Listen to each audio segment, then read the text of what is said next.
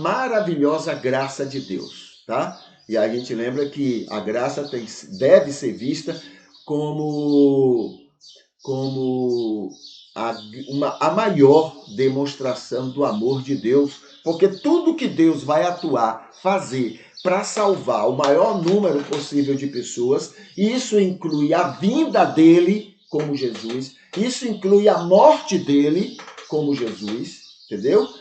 Então a graça é esse plano que arquitetou tudo isto, é a maior demonstração do amor de Deus. Então está aqui, hoje a gente chama a atenção das etapas. A graça tem então essas etapas aqui. Cadê? Tem a ver, nessas etapas tem a ver com o imenso amor de Deus com toda pessoa, a grande diversidade entre as pessoas, as estratégias planejadas na graça. Então, tudo isso tem a ver com os momentos, a atuação, as etapas, não é? Então, as etapas são: antes da fundação do mundo, antes de cada pessoa querer, né, e permitir a ação da graça, e antes da morte da pessoa. Então, antes da fundação do mundo, então está aqui a primeira etapa da graça. Deus quis criar o ser humano pessoal, né? O ser humano sendo com livre-arbítrio, dono da sua vontade, não um robô. Os animais são robôs. Entendeu? Eles seguem uma programação. Cada animal tem sua programação, que é dito a natureza daquele animal. Essa é a programação dele. São robôs. Eles não fazem por eles. Eles fazem porque atendem a um programa que eles têm, né? Enquanto que nós, pessoas, não. Entendeu? Nós somos livres, temos livre arbítrio. Então isso nos faz racionais e eles irracionais. Então Deus quis criar pessoas assim, livres. E para isto ele criou todo mundo à sua imagem e semelhança. É nesse sentido que é o imagem e semelhança. Antes de criar então o ser humano, ele soube que com o livre-arbítrio o homem pecaria. Ele já sabia, porque Deus é onisciente.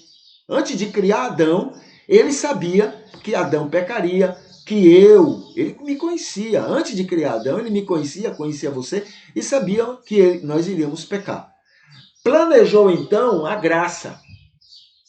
Isso antes da fundação do mundo. Respeitando a imagem e semelhança. Ele não iria me obrigar a nada, ele iria me respeitar, né? E buscando salvar o maior número possível de pessoas, sem forçar, buscando alcançar e salvar o maior número possível de pessoas. A segunda etapa é antes da pessoa querer. O que é que Deus faz, age na graça, antes que eu tome uma decisão de querer? Então vamos ver aqui.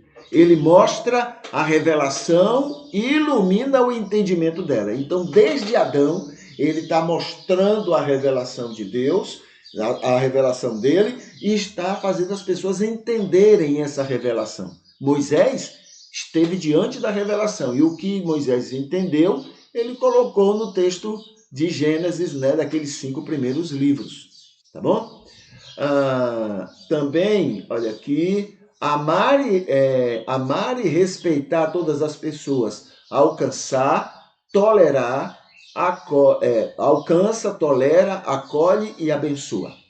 Então, antes de tomar uma decisão, ele está fazendo o tempo todo isso com todo mundo, sem exceção.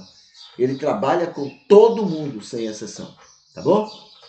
Muito bem. E veja que ele aqui, antes de eu tomar uma decisão, ele trabalha me levando a reconhecer o meu pecado, né? É a ação do Espírito em convencer todo ser humano do pecado, da justiça e do juízo. Antes da morte da pessoa, né? Qual é o processo?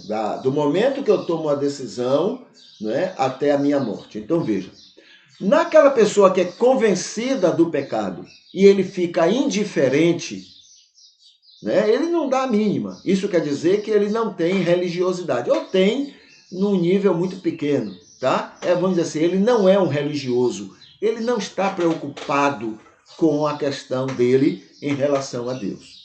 Tá? Não é pertencer a uma religião que eu estou falando, não.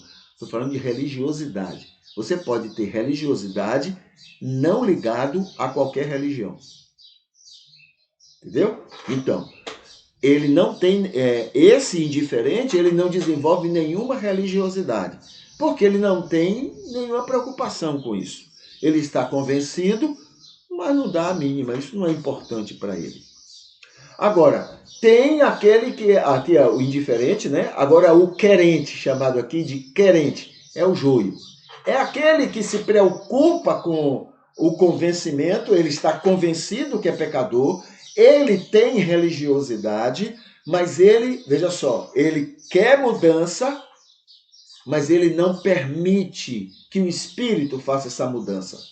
Ele até diz, eu quero, mas o Espírito vai trabalhando no coração dele e ele vai cortando. Não, não, isso aqui não, isso aqui não, isso aqui. Isso é de maneira inconsciente, tá? Não, não, não. Então ele se torna um joio religioso, quer a mudança, mas no Espírito não guia a vida dele. Ele não quer o controle do Espírito na vida dele. Entendeu? Esse é o joio, né? O que é que a Bíblia faz com... O que é que Jesus faz? O que é que a graça faz com essas pessoas? Continua insistindo, que é a salvação delas. Então continua insistindo, como se elas não fossem salvas, tá? Como não? Porque elas não estão salvas, então vai insistir com elas. Mas existe, olha, tem o indiferente, o querente, agora a gente fala do permitente, é aquele que permite.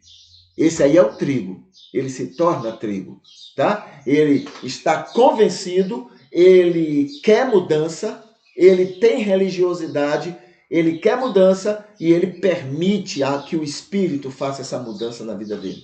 Aí ele é trigo, esse é salvo, esse está preparado para ir para o céu, para a eternidade, né?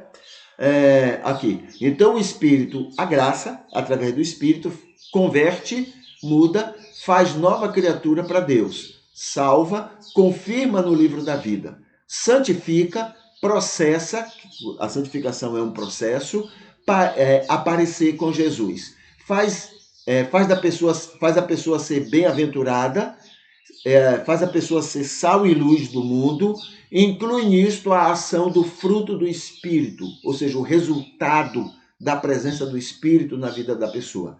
Vida abundante neste e noutro mundo, tá bom? Então, essas são as etapas, né, da graça na vida de uma pessoa, tá? Na vida das pessoas dentro do projeto de Deus, tá bom? E aí a gente fica por aqui, a gente... né? Amanhã está de volta e a gente pede que o Senhor abençoe você nesse dia, abençoe todos que convivem com você e a gente vai se despedindo. Deixa eu botar aqui uma musiquinha e aí a gente vai, né, louvando a Deus por tudo e pedindo pelo dia de hoje e o dia de amanhã, tá bom? Até mais, Deus abençoe.